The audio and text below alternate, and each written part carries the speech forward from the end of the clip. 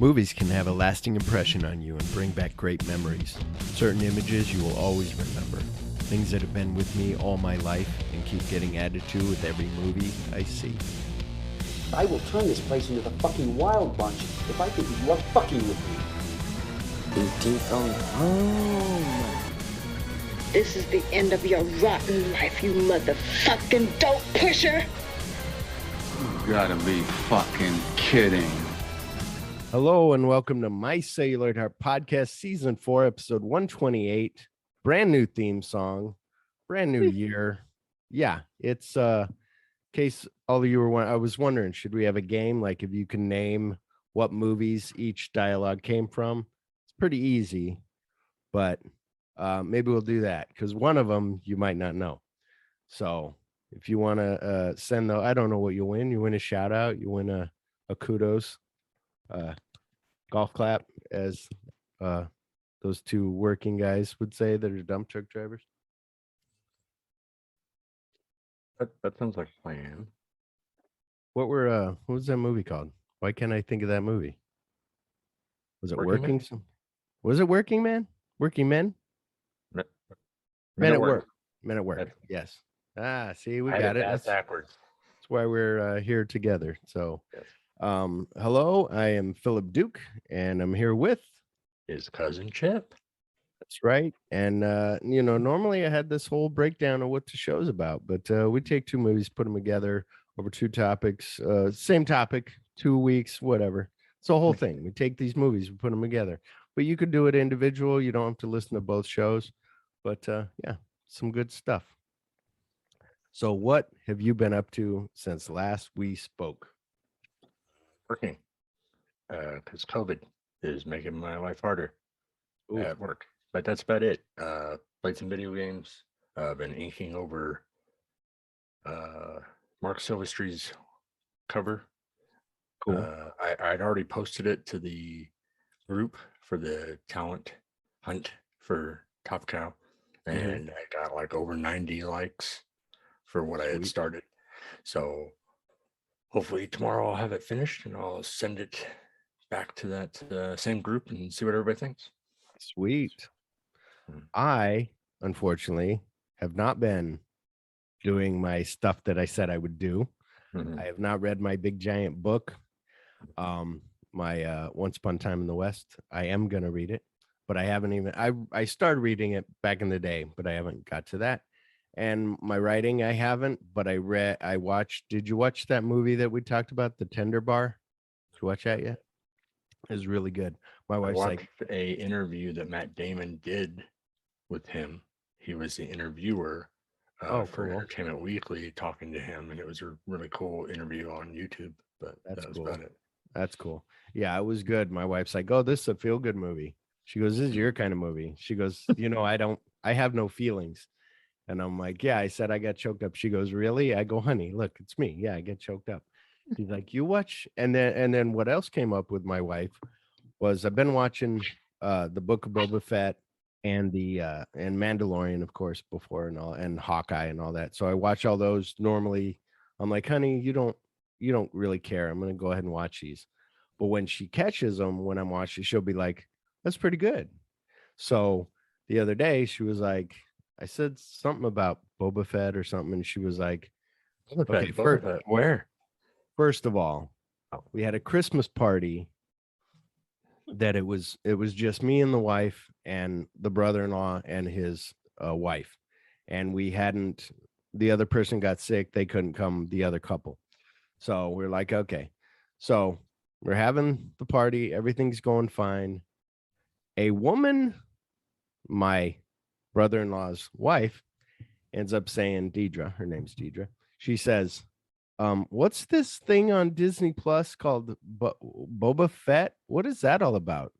And I go, what? You don't know Boba Fett? And I go into this whole nerd thing of like, you don't know Boba Fett? And I'm walking around just talking. Nobody gives a shit what I'm saying, but I'm like, Return of the Jedi, Empire Strikes Back. Like, you don't get it? Like, Jeff Bullock, like, blah, blah. And I'm going on this whole thing.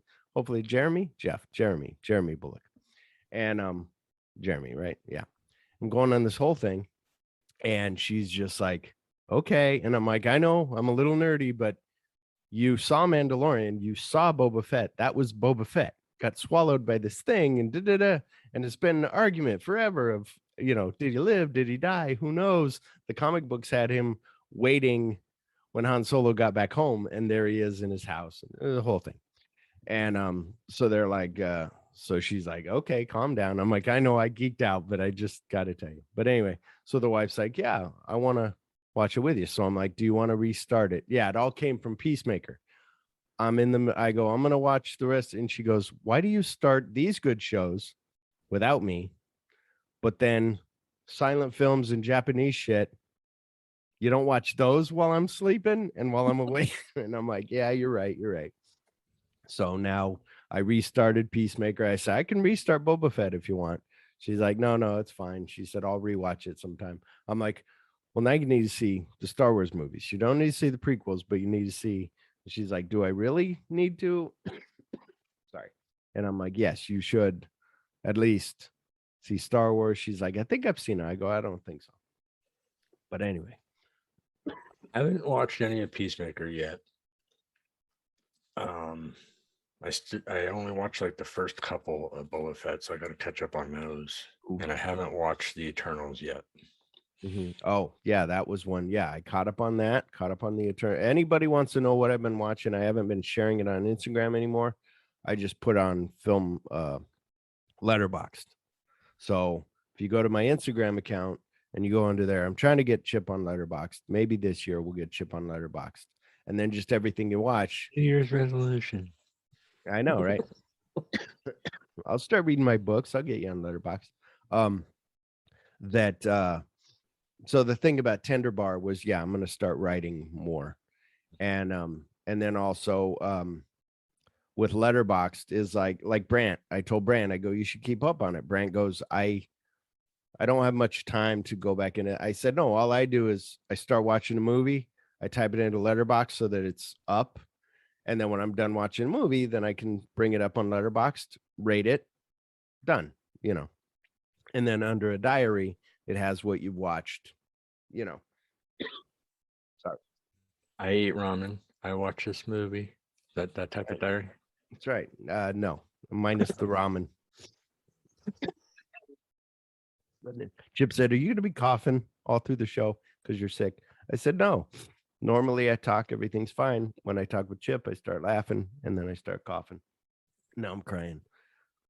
So do you want to get to some corrections from last year's end finale, which had like so long ago? Had like 93 listens. It was crazy. I was like, really? I thought you were going to say 93 corrections. Because say, holy shit. Holy shit. No, only 4. Okay. So let's get to those corrections for last year's season finale show. You were wrong. Wrong. Finger guns. Wrong in your weenie. So I was trying to think of Shelley Winters. You didn't know. I was like, the girl from Roseanne, the grandma from Roseanne. And you were like, I have no idea. Shelley Winters was the actress that was in The Night of the Hunter.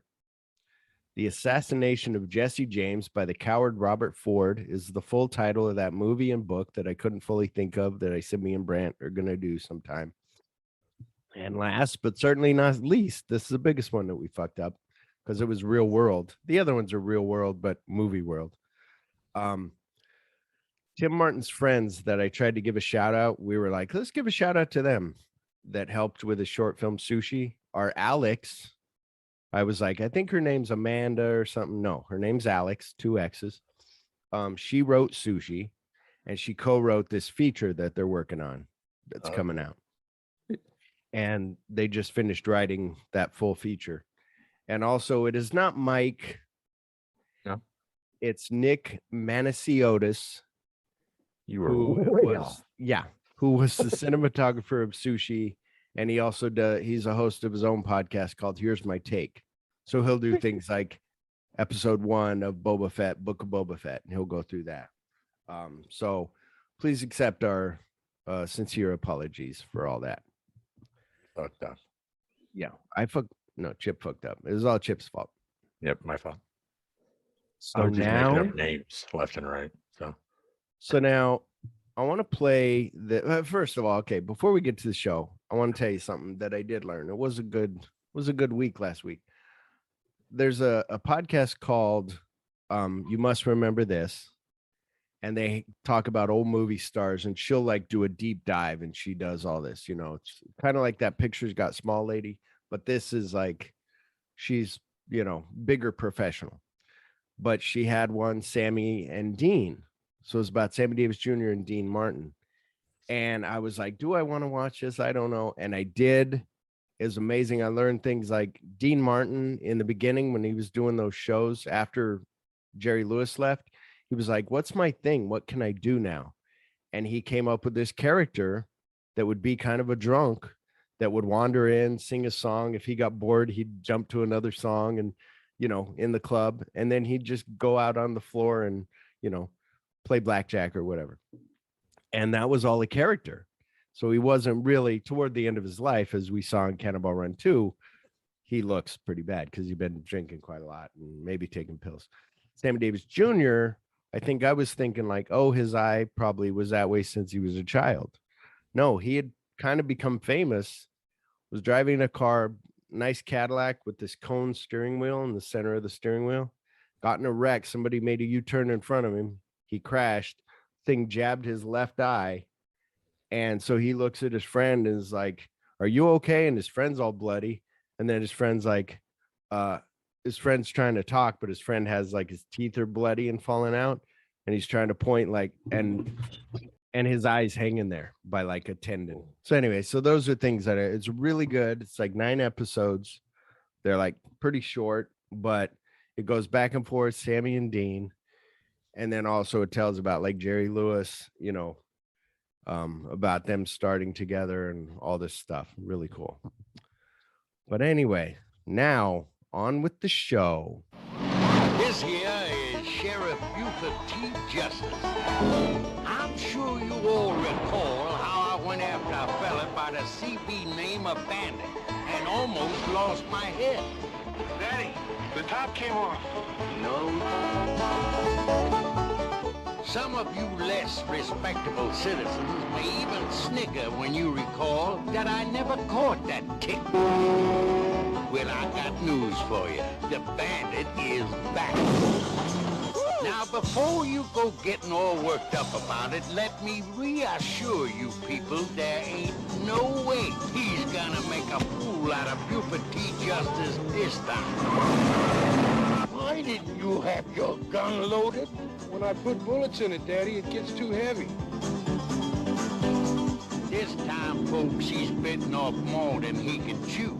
He's taken on a cargo that proves he's gotten too big for his britches.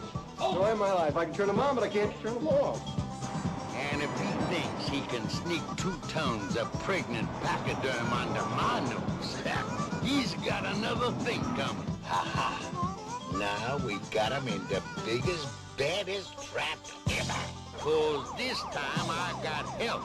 2 of the most brilliant and respected lawmen on the road today.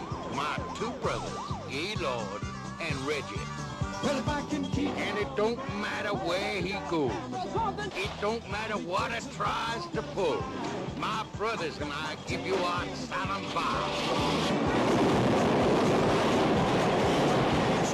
We're gonna barbecue his... Come on, Trigger! Don't let me down now! Universal Pictures presents Burt Reynolds, Jerry Reed, Sally Field, Dom DeLuise, Jackie Gleason, and Charlotte in Smokey and the Bandit Part 2. The movie that proves once again it's not what's in your truck that counts, it's who's on your tail.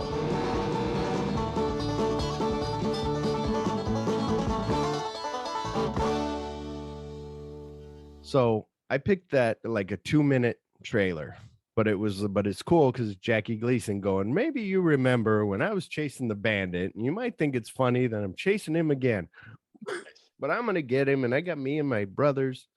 So it's pretty cool.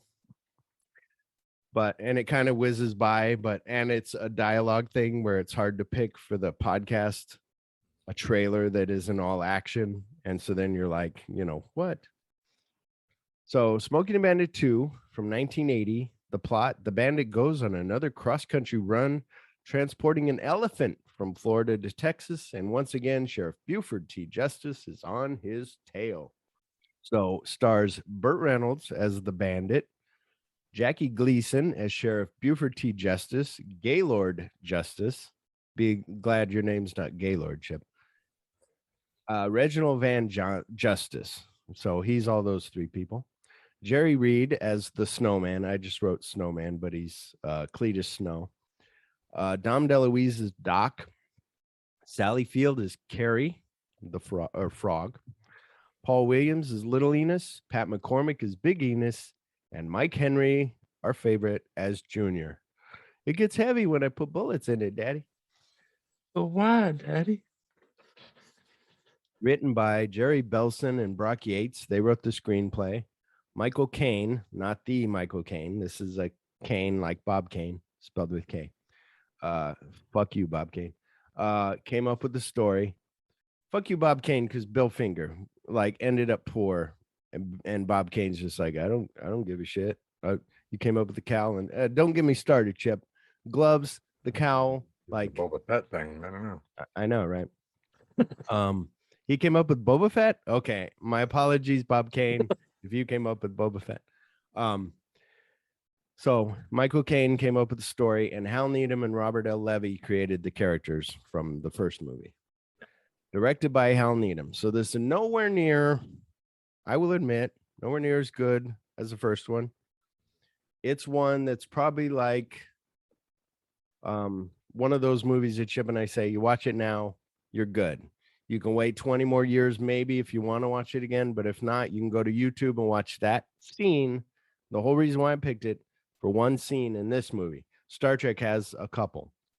Star Trek 2, which we're doing next week. So, now, are you ready? We got a new category, a new segment called Recasted. Recasted. I don't have a theme for it right now, but would you recasted, casted. There you go. Yours is very faint, but I got your gist. So you want me to go first or you go first? You go first. You go first. Asps, very dangerous. You go first. Bandit, Chris Pine. Okay. Frog, Anna Kendrick, because she's cute, lovable, quirky. There you go. Doctor, Martin Short, because he's good at characters. He's good at accents. Mm-hmm. Okay, here's a weird one. Sheriff is Jason Alexander from Seinfeld. Okay, Junior. This one's total left field. Only Chip will get it. Steve Howie. Oh, he was Van in Reba. Oh yeah.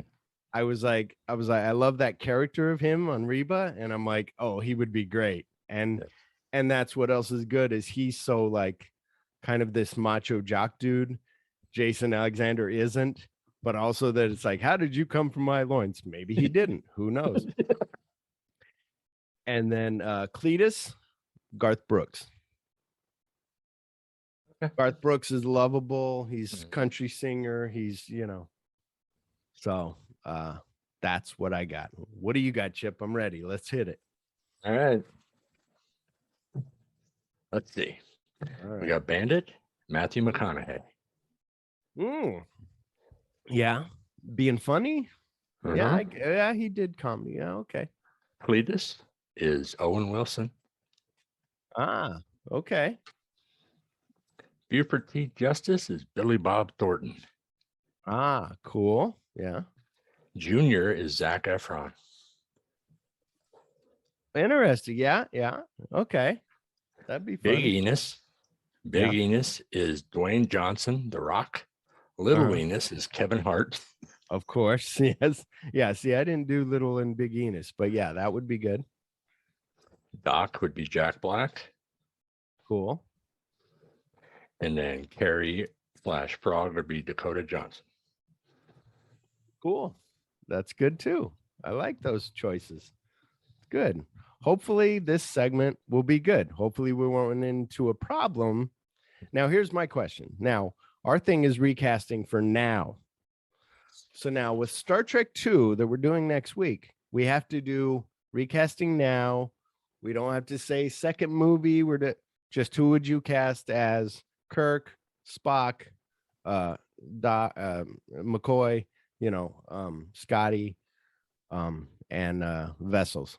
Where are the nuclear vessels? The vessels. Yes, the vessels. The vessels. And Alameda. Yes. Chekhov. Alameda. Which way is Alameda? Chekhov. Yeah. Computer. Yeah. I just spoke into my mouse in case you didn't get that, anybody, because you're listening to a podcast.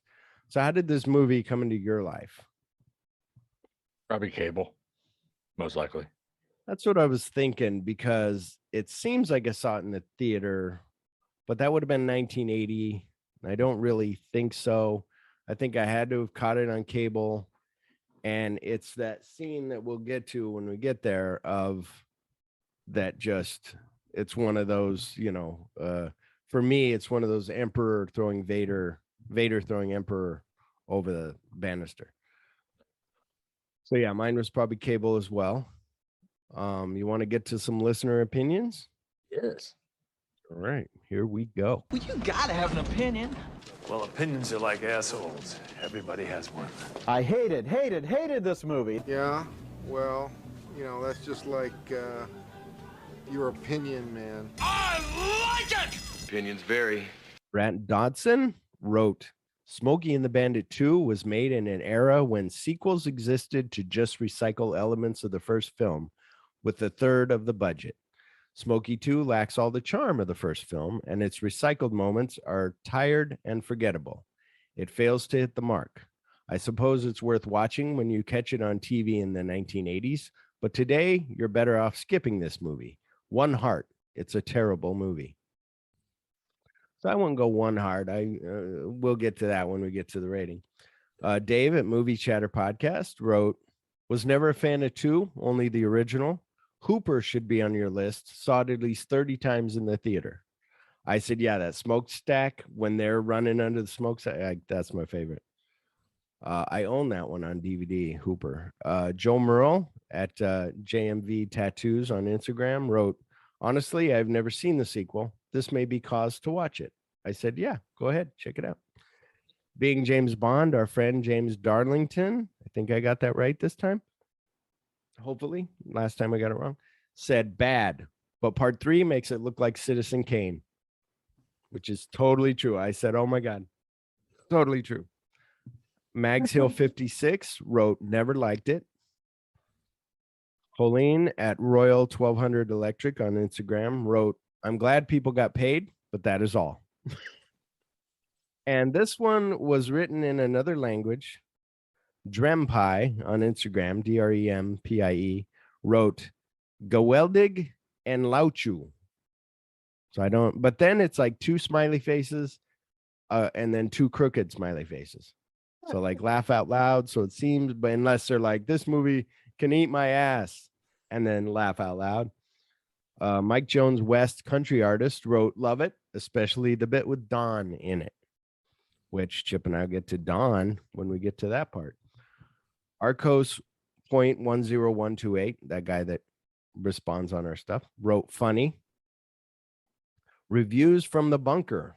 It's like reviews _from_the _bunker on Instagram wrote, one word, fun.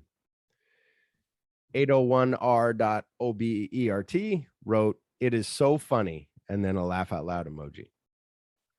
Yeah, Chip's questionable about that one. He doesn't think it's so funny. Chip thinks it's slightly funny. Jordan.dumalu. I knew I'd fuck this up. I told myself, this is how you say the name. You say it Dumoulin. So Jordan.Dumoulin wrote, quote, I found it to be too Hollywood. They commercialized the movies too much compared to the first, and I found it strayed a little too far off the original. So kind of what Brant was saying about, sequelized. Sissy Castle wrote 3 heart emojis, the best, in capital letters, best, and then 3 fire emojis. So that was all of that. So the film was originally released. I like this title better. Was originally released in the United Kingdom, New Zealand, and Australia, and several other mainly Commonwealth countries as Smokey and the Bandit Ride Again. So I was like, oh, that would have been cool. But no. So are you ready to discuss this, Chip? Yes, I am. All right. Big Enos Burdett is in literal mudslinging campaign against John Kahn for governor of Texas. John Kahn from The Big Lebowski. Chip will have to rewatch The Big Lebowski and get back to us sometime. After failing to get the outgoing governor's endorsement, Big Enos overhears him on the phone ordering a crate in Miami to be delivered in 9 days to the Republican National Convention in Dallas. A little side note that was a little bit of the trivia here was the National Convention was, I guess, always in Dallas, but this year they actually changed it. So, but before they made the movie, they made it Dallas, but it was actually Detroit where the convention was on that year. Not that it really matters, but Burdett schemes to earn the governor's endorsement and have the crate delivered to the convention in his name, and tracks down Cletus Snowman Snow and offers him and Bo Bandit Darville $200,000 to do the run. I like how then they're like 200 for 3, 4. Oh, you want 400 when he just keeps passing out. I would have been like, this guy, he's not going to drive. He sucks. Cletus takes the Burdetts to Bandit to make the offer in person, but Bandit has become a heavy drinker since breaking up with Carrie Frog and is drunk when the Burdetts arrive and double the payoff to 400,000. Cletus accepts on Bandit's behalf, but adds that Big Enos should give them half in advance, to which they agree. Cletus is ecstatic, but Bandit begins to miss Carrie. So this one is also 1980s was like, you could, even in the 50, whatever, you could make fun of like drinking, like, oh, you're an alcoholic, but let's make fun of it. This is fun. Oh, and he was good at it. It was actually funny to watch. He didn't he didn't suck at actually playing that part. I was actually kind of happy about that. I agree. Yeah, he did good. Cletus calls Carrie, who is back in Texarkana and again about to marry Junior, when Cletus calls offering her $50,000 to help out. The other question is, why would she be back? Like, why are you going to marry this guy? She agrees and again becomes a runaway bride, though she still has feelings for Bandit. When Carrie arrives, she initially intones she is only in it for the money, and she and Cletus work on getting Bandit off the booze and back into shape. And there's a part where he's talking about, like, he put out the 45s and he made like 75 of them. And he's like, and they gave them out at Kmart's for anybody who spent over $25. I still have 72 of them left, or whatnot. Like, they only gave out 3. She then trades in Junior's car for a new Trans Am. The 3 arrive at the pier in Miami, only to find out the manifest is quarantined for 3 weeks. And I like too, they're telling the guy, just give us the crate.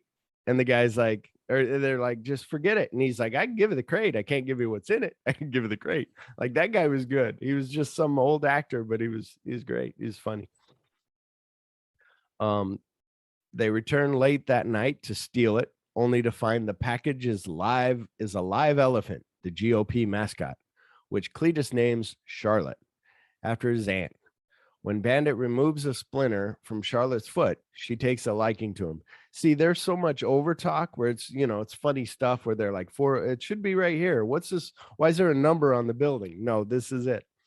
But that's where I didn't even notice where they got the Charlotte name. All of a sudden, Carrie's calling it Charlotte. And I'm like, where'd the name come from? So that's interesting. I guess Cletus says, I'm going to name it after my aunt. So when Bandit removes a splinter from Charlotte's foot, she takes a liking to him. Soon, there was a part did you see that in the part of the, at the end, the bloopers, where he's like, okay, pick it up. And Burt Reynolds is like, you wouldn't say that to Clint Eastwood, pick it up. You would say, pick Clint up. It's like, okay. Soon after they start off for Dallas, they are accosted for the first of several times by Sheriff Justice, but Bandit outwits him and they escape. that's that. Shoot this. How many, and then he's like, he's only got this. And he's like, give me your gun, Junior. And you're like, oh shit. En route, they stop at a remote fuel station, OPEC, and notice something wrong with Charlotte. Moments later, an ambulance pulls in with an Italian gynecologist in the back. I like how he's eating his sandwich and he does he goes 23, he holds up his hands while it's just funny the way he did that. Freaking wine. Yeah. Doc is initially reluctant to help, but when his ambulance driver speeds away, unknowingly leaving him stranded, he asks to hitch a ride with them, agreeing to watch Charlotte. Doc later finds that Charlotte is pregnant and due to give birth any time, but Bandit is determined to stay on schedule. Entering Louisiana, Doc says that Charlotte is almost in labor and needs to be off her feet. Cletus decides they all need a break, and they go to a nearby nightclub where Don Williams is headlining. So I like this part too, when he's like, who's playing? He goes, oh, some guy named Don Williams. And he goes, oh, he's my second favorite country singer. You're like, oh yeah, you're your first. Yep. So Don Williams is related to us, Chip and I. He was our grandfather's brother's stepson. So our grandpa Monty, who wasn't blood related, but we consider him our grandpa. Our grandpa Monty had a brother named Bob. Bob married Levita, Bob and Levita. Levita was Don Williams' mother. And there was a story where, and unfortunately, Don Williams passed away in 2017. There was a story, and I always wanted to meet him. I was just like, I want to meet him, be like, hey, I didn't get, because after Grandpa and Grandma died, we didn't hear from Bob. We didn't hear from Levita. So it was like, well, what happened? And, but also that the story goes that, Don Williams wore this old rugged hat that he always wore. That was his signature. And Levita took my aunt or took my grandma, my grandpa to go see him once. And they went backstage and all my grandma said was, oh, you should get a new hat. Like that hat is horrible. It's gross. And it was like, do you not know this is my signature? Like, hello. So I thought that was funny.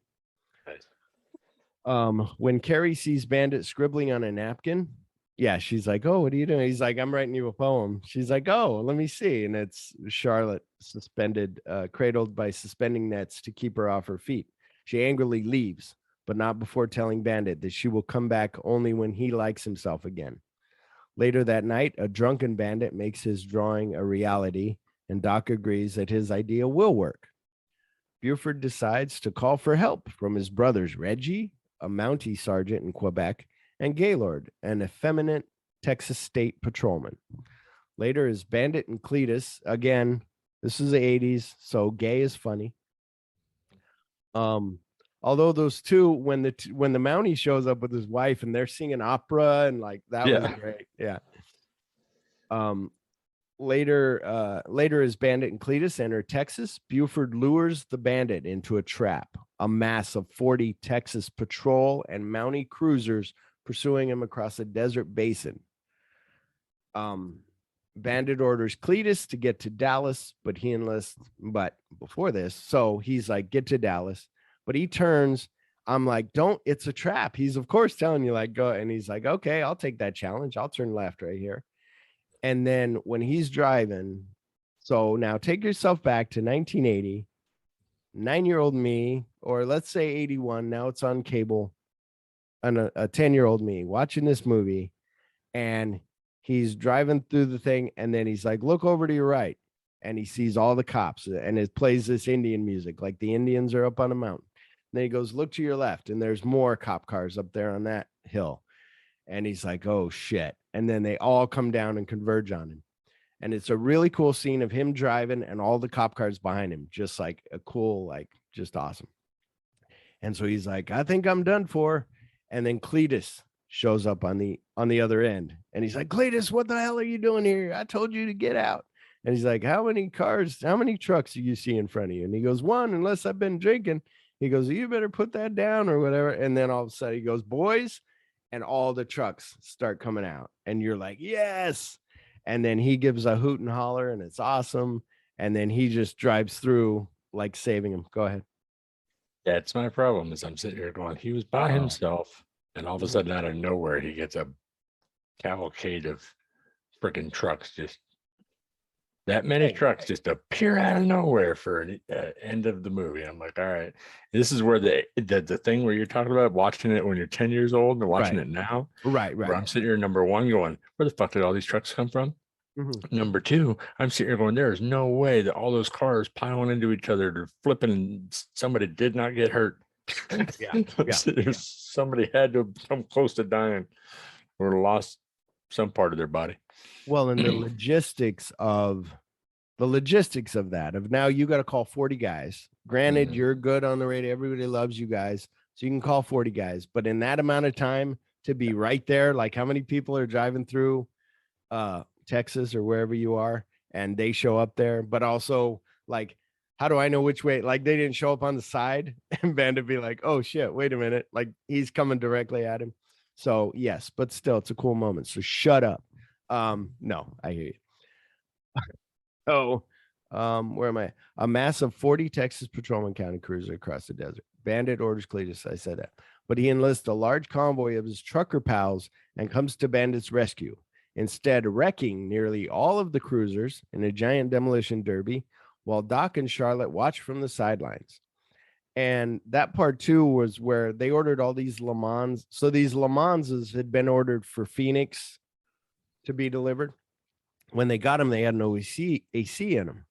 And the people are like, no, we can't sell that. You got no AC and you're in Phoenix. Like we need. So then they end up sending them back. And then the company's like, oh, you need cars? And they just give them to Smokey and Bandit 2. That's why all those cop cars are like Le Manses. So a world record automobile jump was captured on film during the roundup sequence when stuntman Gary Davis jumped in 1974 Dodge Monaco over 150 feet. Davis suffered suppressed vertebrae as a result of a hard landing.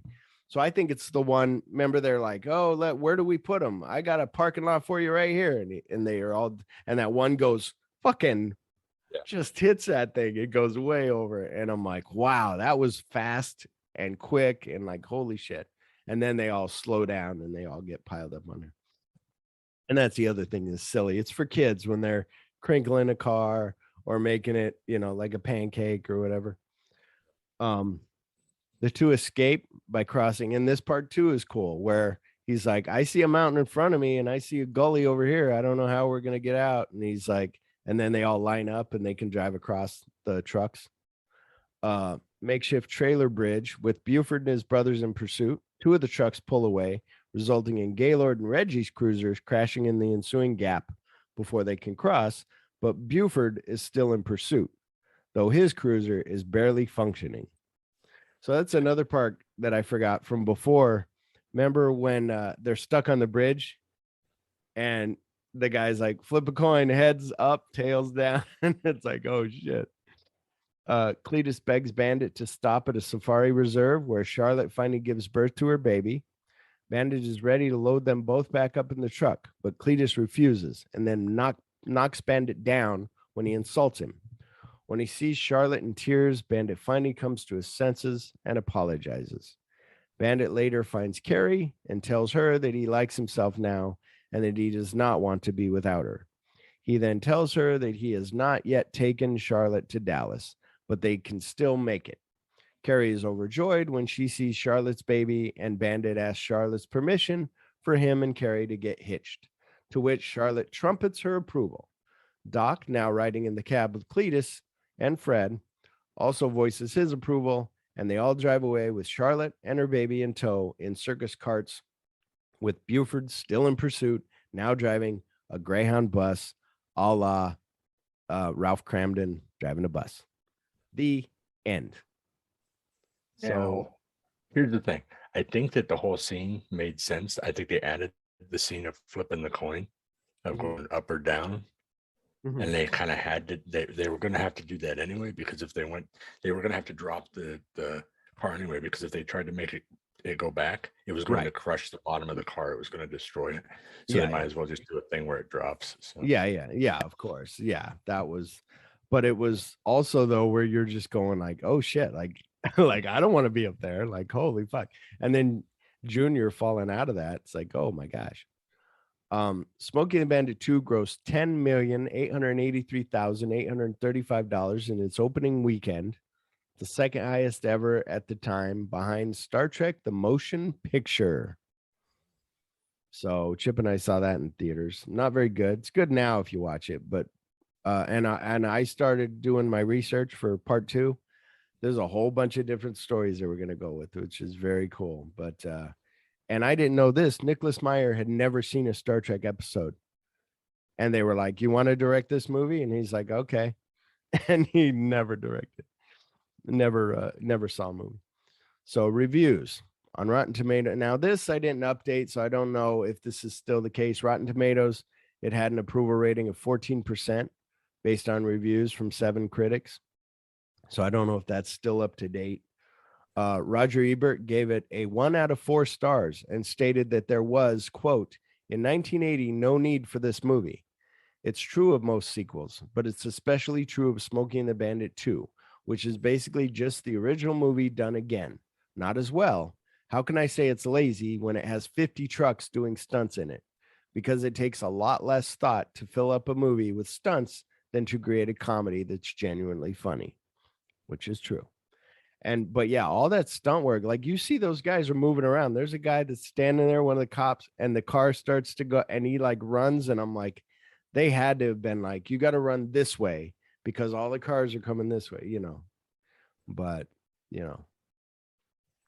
Well, and that's the thing. If you take Dom DeLuise out of this, yeah, the movie would not have even been a movie. Like he was the funny. Basically, he was up for the majority of the damn thing. So well, and watching this too, I was like, I could see why if on the third movie they're like, we can't get Burt Reynolds, we'll get him for a cameo. That you would say like Cletus, like Jerry Reed is good, like he's funny, he's good as that character. He's either playing himself or whatever, but he's great. And so you could see going, everybody loves this guy. Let's make him the bandit. Because he can't get the bandit. So he's going to get a Trans Am and he's going to do it. But I forget what they're hauling or what they're doing for him just to be in the car and not in a truck. Like, so they're not hauling anything. What are they doing? But anyway, but I'm not going to rewatch it because it's horrible. I would like you to watch it, but you've already seen it, but it's horrible. I'm going to be sharing a rare trailer for part 3 on my Facebook page for the show. So it's pretty weird because that's when it was going to be Jackie Gleason being the bandit. So it's Jackie Gleason talking about I'm becoming the bandit, and it's instead of Smokey and the Bandit, it's Smokey is the bandit. So Burt Reynolds later stated that he did not enjoy working on this movie at all, feeling that it was an unnecessary sequel, but together by Universal purely for money-making reasons rather than to try making a good picture. So they made this and Cannonball Run like simultaneously or like back and forth, you know, one on top of the other. On Watch What Happens Live in 2016, Sally Field said that out of all her movies, she considers this the worst. And she made a lot of movies. So I gave this movie 3 hearts. So a little above average, you know, 2.5 would be mediocre. I gave it that little bit for, that's where it's tough, nostalgia or realistic. So now I've been doing more realistic, but if they're good, you know, I give them, you know, whatever. So 3 hearts. What do you give it? I kept thinking as I'm watching, it was just too, like it was just too overdone, too blah. Yeah, just well, I don't know, because I was sitting there going, okay, as I'm watching it, I'm just it. They even kind of made the comment almost as you're watching it that it's basically in the movie. They kind of made it sound like you're basically watching the same movie again because of the whole situation with her getting married again and all that stuff is happening and all that. So I was just sitting there watching it and I'm just like, yeah. So I honestly, I don't know if I could even give it 3. Would you give it as low as Brant? 1? Would you give it 2? I'm thinking you might give it 2 or maybe just a medium, a 2.5, like right in the middle. Probably 2.5. Like an okay movie. Probably 2.5, probably, because it still had the you know, you could tell that they were trying to do something. That they had plans when it came to the writing. They just didn't seem like it was being pulled off. Right. Yeah. Like some of the jokes, some of the what they wanted to be pulled off. That's why I kind of think that that you saying that that he didn't really want to do the movie, he just did it for the money. Yeah. If he wanted to do the movie and he was behind it 100%, I think it would have been. He might have pulled off the character better or something, or maybe just pulled off scenes better. Put more into it, and maybe them do an improv like they did on the first one a little more or whatever. Because it just, I don't know, it's just too blah. I don't know. It was and that's where I was saying when I watched Cannonball Run 2, I was like, oh my God, like that is exactly what Brant's saying about this movie, where he gives it 1 heart. Like, no.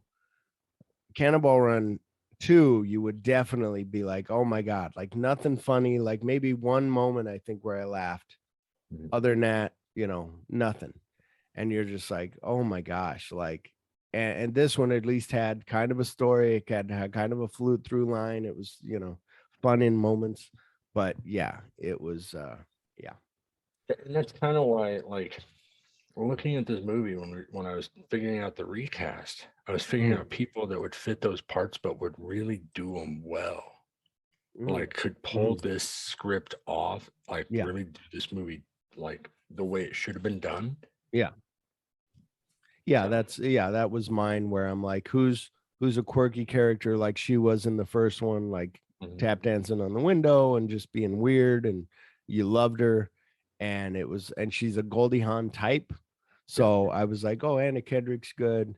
And then Chris Pine, I was just like, he's kind of a swashbuckling kind of cool guy, but he also does comedy real good. So, but yes, I got a wrap up here that I wrote down, and then I got to get to some Hal Needham movie that I watched on our break. But first, let's do the wrap up. I chose this movie for that one scene that we have already talked about. To me, that scene was a movie hero moment. When watching this movie, you think that all may be lost, but then the snowman arrives with backup.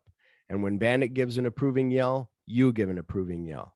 Whether the movie is good, bad, or mediocre, it will always be in my head and heart, a memory that I can never forget.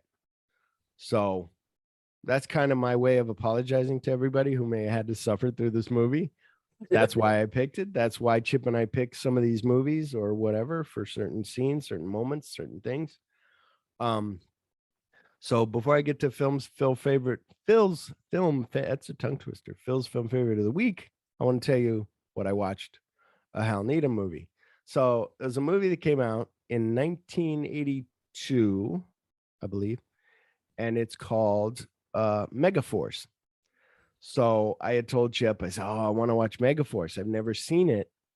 And I remember seeing the trailer when I was, 11 years old, and I wanted to see this movie. And then it kind of came and went because it didn't do very well. And it had, what's the guy's name? We couldn't think of his name last time. The guy from Spin City had him in it. Starts with a B.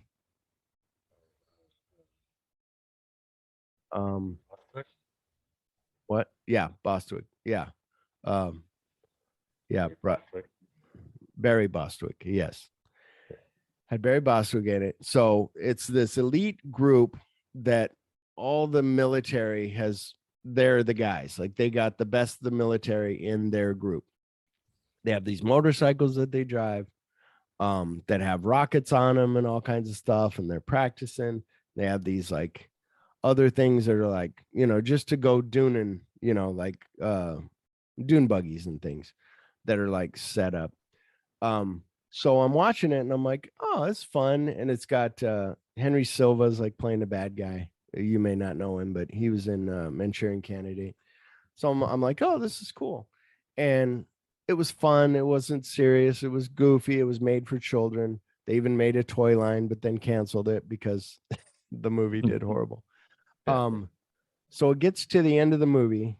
They all have to leave Barry Bostwick. So they're all in a plane. It's got the guy from the Warriors in it, main guy. He's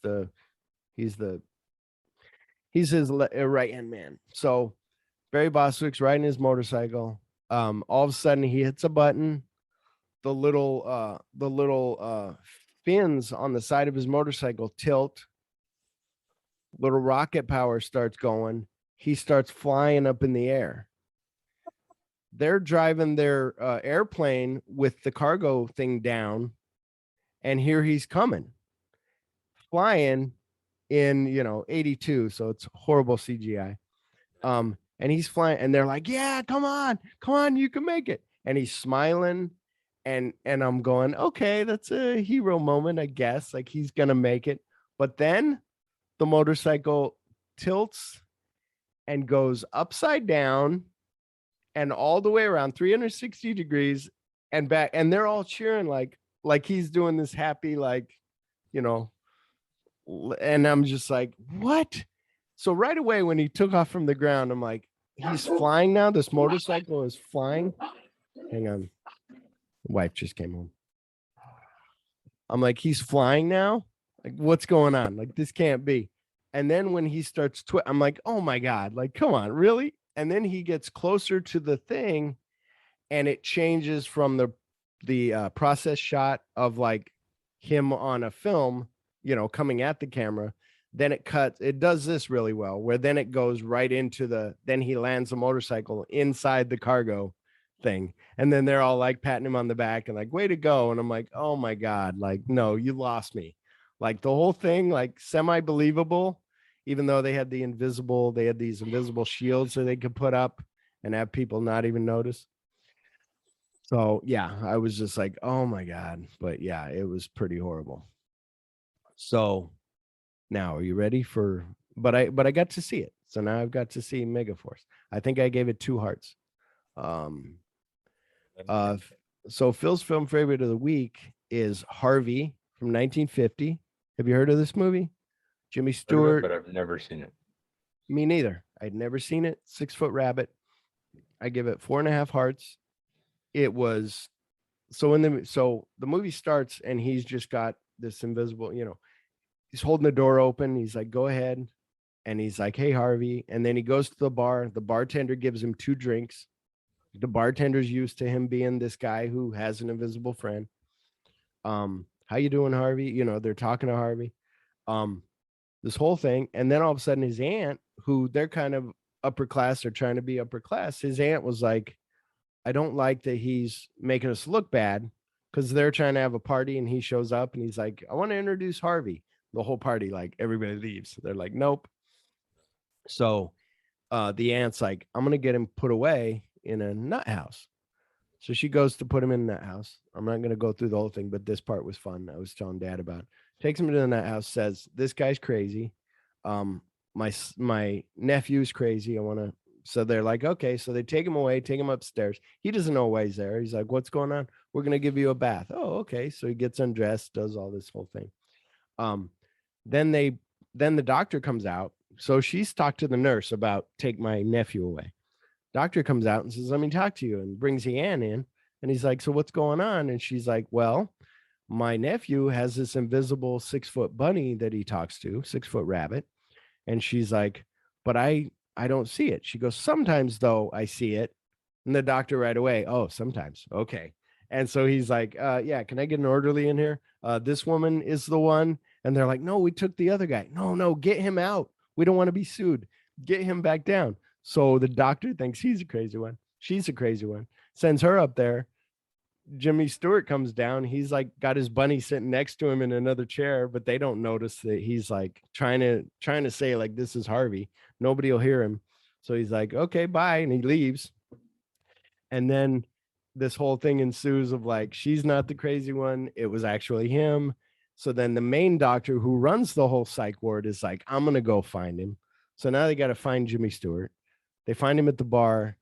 The main guy's talking to him and starts like convincing himself that there is an invisible 6-foot rabbit. It's amazing. It's like a feel good, like Jimmy Stewart isn't hurting anybody. He's not an angry person. He's like, I used to judge people and I used to do all this stuff. He goes, when I found Harvey, he was down on his luck. And he said, and now Harvey makes everything better. And we go to the bar and he said, I introduce people to Harvey. Some people just leave right away. I don't get it. some people though hang out and we're friends, and I invite them back to the house. And so he's got these group of like, weirdos that are hanging out with him. So it's a really like feel good, like funny movie. So everybody check out Harvey from 1950. I highly recommend it. So yes. You ready to end the show, or what do you got? What have you watched? Since I haven't watched this movie and you're telling me about the bunny and everything, Mhm. it also made me think about the other movie that I haven't watched that I've heard forever about a bunny, demonic looking bunny or whatever, talking to Donnie Gyllenhaal, Darko. right? Yeah. Yeah. Never seen that either. I was, those would have been two movies to pair together, I guess. Yeah, very, very different. But yeah, there is a part where he talks about, I can't think of the word. He uses a word, and the word is like, and then the one of the guys goes to look it up in the encyclopedia, and it's a word of an ancient being that will show up. So it's kind of got a little bit of that, like, is that what it is? And a little mysticism, but also trying to be more grounded in 1950, but really neat. So yeah. But if that's all, you got anything you've been watching recently? Something that you want to share with people? No, not really. We just we did watch the first 2 episodes of How I Met Your Father. Yeah, how was that? It was actually good. It was pretty good. I almost started watching it. I was like, honey, do you want to watch this? She's like, I don't think so. I said, yeah, me neither. Because for one, I don't want to be invested too much into a show like that. But also I'm like, do I care? I don't really. I don't Jerry Springer's fine. It's cool. But hey, fuck you, man. I haven't watched Jerry I don't Springer. want to be invested in anything, but I'll watch every damn Jerry Springer every day. I have not watched Jerry Springer this year, and that's my New Year's resolution. I'm not going to watch any. Okay. Why are you waiting for my nose to grow or something? I tell you, it's the truth. But yes, yeah, I saw the Eternals. It was good. It was better than I thought. It is a weird one where you're like, why would they make this? But it's got to be connected to something in space. But it was good. Did you buy Ghostbusters Afterlife on digital? Not yet. Because I was like, should I buy that? And I'm like, I don't know. And then Vudu has, you could buy all 3 on digital for like $27.99. So you get the one for $20, and then the other ones are like what, $3 each? I'm like, oh shit. And they're all 4K. But yeah, and then Last Night in Soho I want to watch, and some other ones. But okay, everybody. Certain movies stick with you. They stay in your head and heart forever. So from all of us at My Sailor Heart, keep watching movies. And you got your ears on, keep your ears on, I guess. Yeah, because if they fall off, you just got holes in your ears, like those guys from the Avengers. Who are those bad guys? Skrulls? Yeah. All right, Chip. Well then, I'll see everybody. Thank you for tuning in. Hope you enjoyed our theme song, and have a good night, or day, or evening, or morning. Yeah. To take that part from Truman and just add that to the end. I had that at one point on my show. Have a good night, good day, and good evening, whatever it was. Good morning, good evening. Good morning, good evening, and good night. Yeah, that's what it was. And then I'm like, no, I'll change it. But maybe we'll change that. Who knows? Chip's rewriting my show all the time. Oh yeah, I forgot. I didn't even write it in here. Join us next week. Somewhere in the darkest reaches of the universe, a battle is about to begin. A battle between good and evil, between a warrior and a madman. A battle that will take you from the end of time to the beginning of creation. A battle between the awesome power of the Starship Enterprise and the wrath of Khan. Star Trek II, The Wrath of Khan, rated PG. Now showing at a theater near you. That's right, from 1982. It's Star Trek II, The Wrath of Khan. Not Star Trek, Star Trek. And trust me, I'm going to get to it next week, but Chip and I went and saw Star Trek the Motion Picture. His dad was a big fan. I don't know if you were a big fan at that time, but I remember I was like, I don't know who these people are. They're not on Hoth. I don't know what's going on. And I'm like, okay, I've seen these people before, but then and then I'm like, oh, that bald chick, she's kind of sexy. And then that was it. And then, which I saw her in a movie recently. Oh, the bald chick was in Megaforce. Yeah, she was the main girl in Megaforce. It was pretty cool. Then she died kind of early, but anyway, in real life. So then when I saw Star Trek 2, and that was in the theater, my friends were like, let's go see this movie. And I remember I'm watching it and I'm going, holy shit, like the bug in his ear, like I'm hooked. And I'm hooked through the whole thing. And it's like, oh my God. So very cool. And then I watched all the others. And like Chip and I were big fans of 2, 3, and 4. Boom. And 6. 5 was okay, but 6 better. But anyway, but I have all 10. I bought it $20 for all 10 movies on iTunes. It was like amazing. I was like, sweet. But anyway, so I want you, because I'm gonna do it. We're gonna watch Space Seed and we're gonna watch Wrath of Khan, so that we have that. Space Seed is Ricardo Montalban. Khan was in the series. We're gonna watch that little. So everybody, Space Seed. I don't know what episode it is, but I think it's still on Netflix, Star Trek. If not, some Paramount Plus, whatever. So you can watch that, and then we're gonna watch Wrath of Khan, and that'll be a good movie and a fun movie, and that's got several scenes in it that are amazing. And did you know? Here's a for people, we know for sure that this is a good movie. That's right. That's a guarantee, is that guy used to say cooking on PBS. Did you know for a long time? That's right.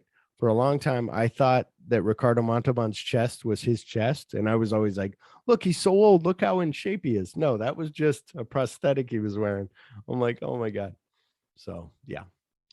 Okay, everybody. Have a good week. Bye. Long and prosper. There you go. Now how are you going to end the Star Trek one? Now you have no idea.